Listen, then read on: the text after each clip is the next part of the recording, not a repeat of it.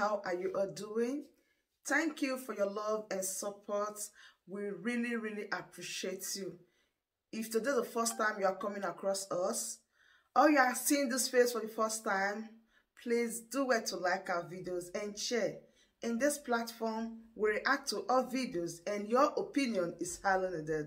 So please sit back, watch this video carefully, drop your opinion in the comment section, and I'll be right back. Fellow countrymen and women, I'm here to address you once again because of our nation's history. Yesterday, the president made a statement that is sacrilegious, unconstitutional, dictatorial, and shows some very inhuman tendencies. The president said the governors of APC should support him to choose a successor. The president deliberately used the word successor and not flag bearer or candidate of the APC. That statement has some negative imports, and the negative concomitant effect is that the president wants to impose a president on Nigerians. We are in a democracy. We will not allow imposition. We will not allow the president to handle this country as if we are under a monarchical or hereditary system of government. It is sacrilegious. It is abominable. It is undemocratic for the president to talk about a successor in an election that have not been conducted. If he says they should support him to get a flag bearer, it's a different matter. So I'm calling the attention of Nigerians to be at alert, because the battle to salvage this country from these economic cankerworms and financial scavengers is a battle of no retreat, no surrender. And I want to address Mr. President. We are ready more than ever before to defend this democracy even with our blood. We will not allow imposition. We will not allow rigging. We will not allow any tendency that is anti-democratic. God bless the Federal Republic of Nigeria. Thank you. I remain Dino Melaye. Nnamdi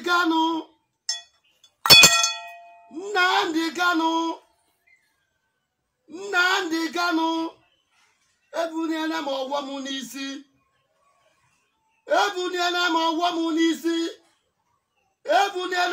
mu n'isi n'ebi kafa anya mmiri n'anya. Nnamdi Kanu nwere amalụ na abụ ekelu nwa ngwere ruo n'ọtụtụ ibe niile nọ n'ana Biafra ụtaga agụ na-ebe akwa na abụ ekelu nwa ngwere ruo n'ọtụtụ.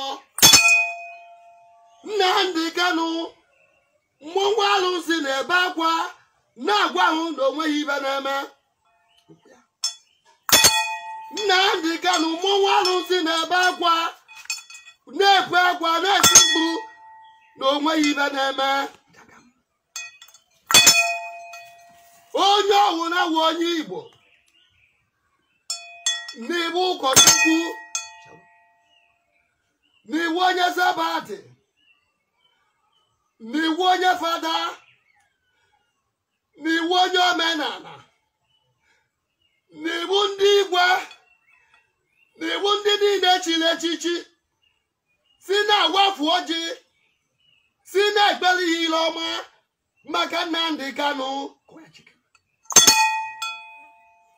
Onye ọwụ na-awụ onye Igbo, onye ọwụ na-awụ onye Igbo n'iwu eze nwanyị, n'iwu eze nwoke, si na-ekpe ile ọma, si na-awafu ọjị maka Nnamdi Kanu.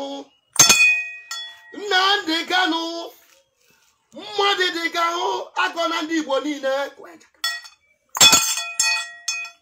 Nnamdi Kanu mmadụ dị ka ahụ akọ na n'ala Igbo niile. Onye ahụ na-awụ onye Igbo n'iwu ụkọchukwu, n'iwu ndị pastọ, na-ekpe ekpere, na-ekwu okwu maka Nnamdi Kanu. Ibe ọma ka ọ wụla anyị, ibe ọma ka ọ wụla anyị, ibe ọma ka ọ wụla anyị. N'ebe ọta ka agụ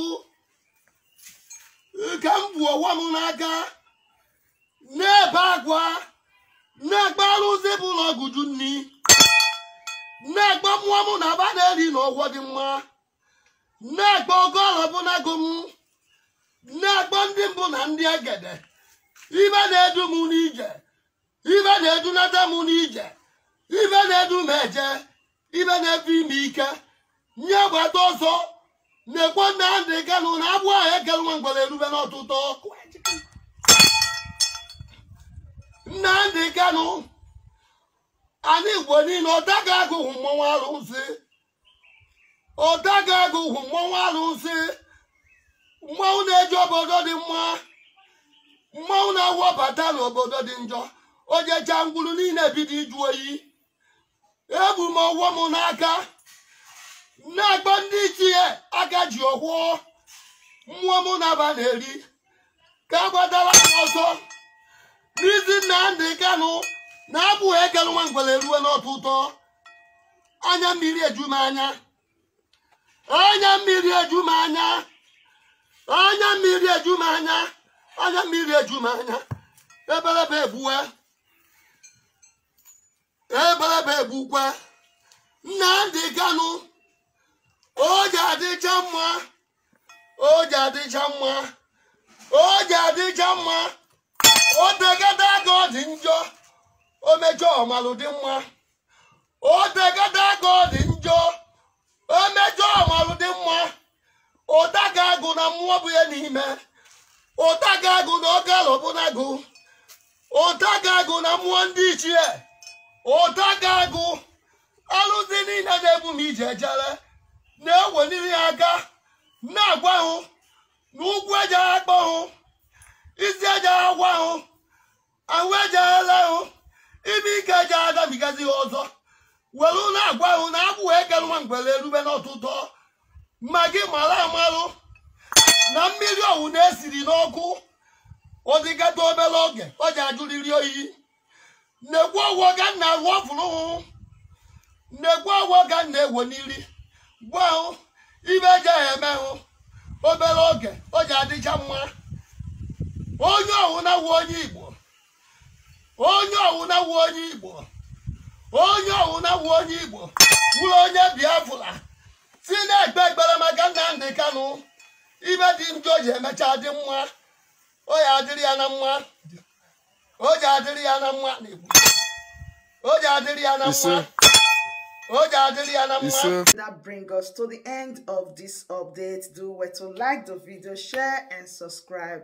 Thank you very much for always tuning in. I really do appreciate. Share the video and tell your friends about this platform, because the best thing or the best place for you to be is here.